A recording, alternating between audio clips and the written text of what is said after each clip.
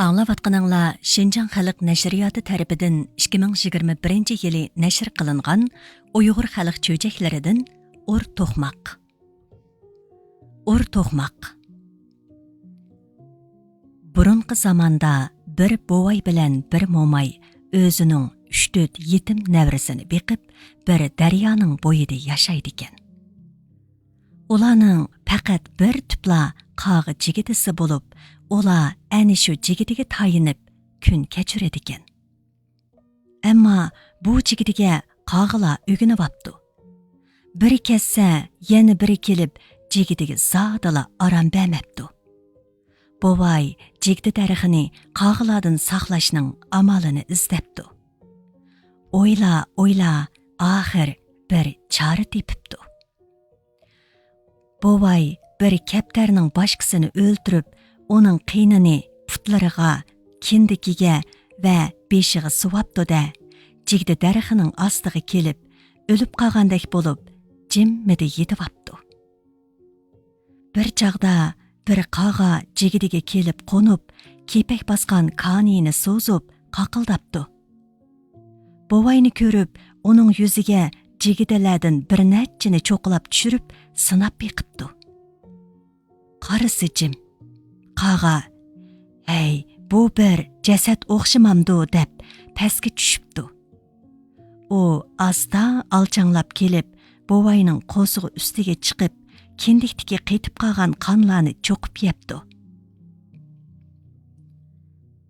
Өзіге аталған бұл олжыны көріп, қаға қошаллығы да тәмшіп кетіпті. О, авал бовайның көзіні чоқып ейдеп, бір секіреп, бовайның ечіліп қаған ағызығы қоныпты. Нәді тұрсын көзіні чоқыш. Қаға өз койды қапты. Қарыса қағының бармақлары бовайның иғызығы қысылып қапты. Қаға дәру бір хейлі ойлап, «Мұбарек болсын, тіріліп қағалырға бовай!» депті. Бовай иғызыны шындақ итшіға қашмақчы болған қаға әмді өзіні бовайның қолыды көріпті. Ақыр қаға, «Өзлеріге нұрғын яқшылықла боғай, мені қойып бәсілі!» деп ялвырыпты. «Тас қалдым, көзімнің саңа хәдия қылып әткілі. Әмді сені қойып беріштіген нәдігі кәп о!» деп онымапты бовай. «Мен сіліні түгімәс байлықы еткізіп қойы мән!» деп яны ялвырыпты қаға. «Мен чырайлық сөзләгі алдынып, мұш күнгі қаған, әмді өмірімнің ақырыда саңы алдынып нәге барай!» депті бовай. «Мен қағыланың ән қиырысы, ешім мыңдың ашты, ақырқы өмірімді вәдәмгі шындақ бір вапа қылып өтәй ки, адам балысы мені біліп қасын!» деп, көсі иңәклеріні бовайның отындайк бармақларға сүркеп еғылапты қаға. Қиырының қаяшы дегендек бовайның көңлі еріп, «Қайыр, бұнымы бір көріп бақай» деп қағыны қойып беріпті. Қаға интайын хошал болып, тәзім қылып, «Қине, менің арқамғы кіріп маңсыла!» депті. Қаға бірдәм о дәрәққа, бірдәм бұ дәрәққа қонып, ақыр бір жаңгалның оттырысыдыки, ажайып yoğan қиыр бір тоғыраққа келіп қоныпты. Бовай асы білән доңғақлап келіп, әтрапқы шындақ бір қарыса, чарва мал деген мығылдап яйлап тұрған. Қойланың үстіде торғайла оғылыған. Сулық, отлық, шындақ чырайлық бір жаңгал. Қаға тоғырағының төбедегі камарының еніғі түшіп, «Хош бовай, қені илтпат қысыла!» деп өйге тәкліп қыпты. Бовай, «Бұл камарға мән қандақ баты мән!» депті. Қаға, «Қейді қәдемлеріні қойсыла бір кәп болмамды!» деп қол бағылап тұрыпты. Бовай xeyr deb shunda qadam tashlaganini bilibdi, qag'inini bilmabdi. Ko'zlariga har xil yo'riqlik ko'rinib, quloqlariga xilma-xil yiqimliq ovozlar anglanibdi. Aldiga o'nchilar chejilib, quluplar jaranglab, cho'ng eshiklar echilibdi. Qarasa, bovay bir bo'stonliqdagi supiga kelib qapti. Qaga bovayni supining ustiga taklib qipti. O'zi supining chetidagi putlariga rang-rang gullar yamishib ketgan bir kursining ustiga qo'nib. "Men qog'larning buvisi. Odatimiz shundaqkan, sizga yo'liqib qoldim. Xeyr, va'diga vafo. Qirroq!" debdikan, supining oldiga bir qora eshak paydo bo'pti. Qaga: "Mana bu eshak sizga vafoliq sovg'isi.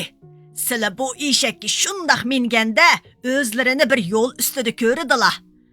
Shu yo'l bilan mingib, kesh qolsilimi hech kimninkida qo'nmay, uylariga borsilar. Agar boylik lozim bo'lsa, mushu eshakni bir ko'rpining ustiga chiqarib, sanqang eshigim sanqang, oltin ko'mish sanqang desilar. Sizlarga oltin ko'mish sanqab beradi. Lekin bu sirni hech kimga aytmasizlar jo'mo?" debdi. Bovay xo'p deb eshakka shundaq minishiga rost degandek o'zini yo'l ustida ko'ribdi. Manga kesh bo'pti. Oldiga bir tugman uchrabdi. Tugmancha chiqib: "Voy, qo'nib kessilar bova!" deb uyga boshlabdi. Oqshim yotarda bovay tugmanchiga: "Eshkimga oltin ko'mish sanqang demay, ubdan qarab qo'ysizlar" deb uxlab qapti. Tugmanchi kechida asta chiqib, eshakka heliqi gapni debdikan bir muncha tanga tezaklab beribdi. Tugmanchi bu eshakni tegishib elib, chandurmay uyga kirib uxlabapti. Bovay sahar turib, eshakning almashtirib ilinganligini sezmay, minib yo'liga ravon bo'pti. Uyga berib bo'lgan vaqani mo'miga va navirlariga so'zlab beribdi. Yiroq yaqindagi tonish belishlaridan zilchi gelam so'rab kelib uyga sapdi va podshohnimi bu karomatni ko'rishga taklif qildi. Eshakni ko'rpiga chiqarib, qog'i ugitib qo'ygan heliqi so'zlarni debdi. Eshak jim turibdi. Ikkinchi qitim debdi. Eshak yana jim turibdi. Uchinchi qitim yana debdi. Eshak yana jim. Oxir kaltak bilan rasa birini urib, vaqirab debdi. Eshak tayoqqa chidamay bir injiqlab tikan, oltin ko'mishga tikilib o'ltirgan podshoh tezak ostida qapti. Podshoh g'azabga kelib: "Jallod!" deb vaqirabdi. Biroq atrofiga qarasa jallod yo'q. "Kimingni ahmoq qilsan, ha?" deb bovayni toza urib, yerga choplab etib ketibdi. Bechora bovay atisi ko'zini ochsa, mo'may ham yig'lab, ham taptani qilib beshida o'ltirg'udak.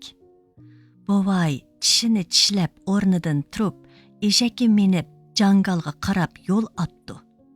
Qag'ining oldiga berib, bo'lgan ishlarni bayon qildi. Qaga bovayning gaplarini to'liq anglagandan keyin "Qirroq!" debdikan, darrov bir supra paydo bo'pti. Qaga: "Mana bu suprani eling. Qachonki g'izo tamoq lozim bo'lsa, ichil supram, ichil desingiz, darrov ichilib, ustida xilma-xil taomlar hozir bo'ladi. Yo'lda hech yerda qo'nmang. Suprining sirini hech kimga aytmang" debdi. Bovay xushal bo'lib, suprini ilib yo'lga ravon bo'pti. Manga kun kesh bo'pti. Yana heliqi tugmanchininkiga tushibdi. Yetish oldida "Mavu supriga ichil supram, ichil demay, ubdan qarab qo'ysizlar" deb uxlab qapti. Tügmänçi kechida asta qopub, xotin balalari bilan gapni bir qilib, "Echil supram, echil" degan ekan, supradan xilma-xil g'izolar chiqibdi. Tügmänçi boy o g'izolarni balalari bilan hapla-shapla yeyishib, qolganini jimiqtirib, suprinimi tegishibapti. Buvay әттігіне supirga zan qo'ymayla, qo'ltiqiga qisib yo'lga tushibdi. Uyga kira-kirmayla, mo'mayga supirning sirini so'zlab, mo'mayning unimig'iniga qaramay uy rastlatib, padishahga xabar qipdi. Padishah bu qitim o'zi kelmay vazirlarini avatibdi. Vazirlar so'rin tuzib o'ltirishibdi. Necha kundan beri osh qolgan nökarlarmi qo'llarini yuyishib, ishikda talmirishib turibdi. Hamma tayyor bo'lgandan keyin buvay "Echil, supram, echil" debdi. 2 qitim debdi. 3 qitim debdi. Supradan hech sado chiqmabdi. Vazirlar koyib, buvayni urib do'miltib etib, o'rniga qaytibdi. Mo'may yig'lab turib, buvayga yana taptani qipdi. Buvay qanday qilishini bilolmay, martam 3 martam deb yana jangalga yo'l otdi. Berib qog'ining oldiga kiribdi. Vaqani yana bayon aylabdi. Qog'a: "Xayr, bu oxirgisi bo'g'ay, qirraq" debdikan, buvayning oldiga bir tulum paydo bo'pti. Qog'a: "Mana bu tulum ichida bir to'qmoq bor. Qachonki beshingizga kun tushadigan, ur to'qmog'im, ur desingiz, har qanday mushkul ishingiz oson bo'ladi" deb yana boshda aytgan gaplarni jekib, buvayni yo'lga sapdi. Buvay yana heliqi tugman oldiga kelishiga tugmanchi chiqib, "Voy aka, qo'nib kelsizlar" deb to'sibdi. Buvay xayr deb eshakdan tushibdi. Yetish oldida: "Mavu tulumning ichida bir to'qmoq bor. Ur to'qmog'im, ur demay, obdan qarab qo'ysizlar" deb uxlab qopdi. Tugmanchi xotini bilan tulumni asta boshqa uyga o'g'irlab ochqib, o'ttirg'i qo'yib, "Ur to'qmog'im, ur" degan ekan, tulumdan to'qmoq chachrab chiqib, Tugmanchi va uning xotin bolalarini shundoq urg'ilab turibdiki, dod faryod pushaymon dastidan jahonda turib bo'g'li bo'lmabdi. Buvay yugurib chiqsa, ish boshqacha turg'udek. Buvay to'qmoqqa texmi chinroq buyruq beribdi.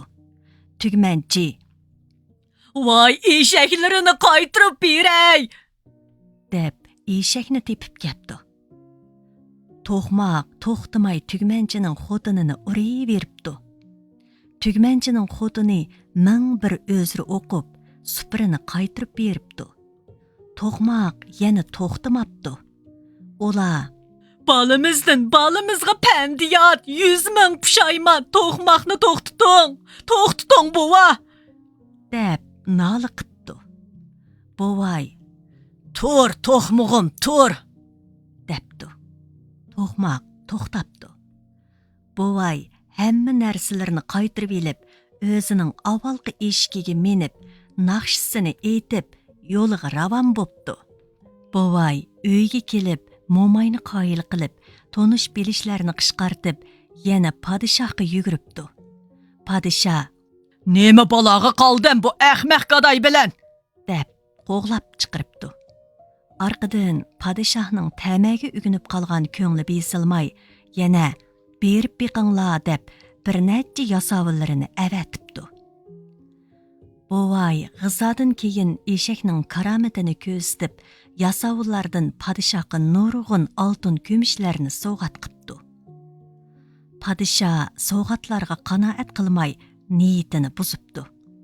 Buvayning uyini, qushqashning o'zini buzgandek buzdirib, hamma narsani xaziniga olmoqchi bo'pti. Buni o'rdadagi bog'van qiyri anglab qilib, buvayga xabar qipti. Buvay o'giziga chiqib tayyorlanib turibdi. Qarasa, rost degandek bir muncha lashkarlar kelyotgandek. Lashkarlar yaqinroq kelganda bovay to'lab: Hey leşkerler, aqanlağı qaytinglar. Altın kerak bo'lsa, men evetip turay. Bizni xotirjam kun ko'gili qo'yinglar. debdi. Lashkarlar unimay bostirib kepti. Bovay xayr deb to'qmoqqa buyruq beribdi. Ur, to'qmog'im, ur. To'qmoq lashkarlarni shundoq salg'ili turibdiki, jahon to'pichonga aylanib, aran 3 kishi qechib qutulibdi. Padişah g'azabga kelib, hamma lashkarlarni chiqaribdi. To'qmoqmi hamma kuchini chiqarib, urg'ilib turibdi. Xalq to'qmoqning orqasidan yuguribdi. Lashkarlar soyning teshidek qirilibdi. O'rda ilinib, jang tamom bo'pti. El aman qapti. Xalq o'z ichidan adil bir kishini tepib padişah saylabdi. Bovay bilan momaymo murodiga yetib, olamdan o'tibdi.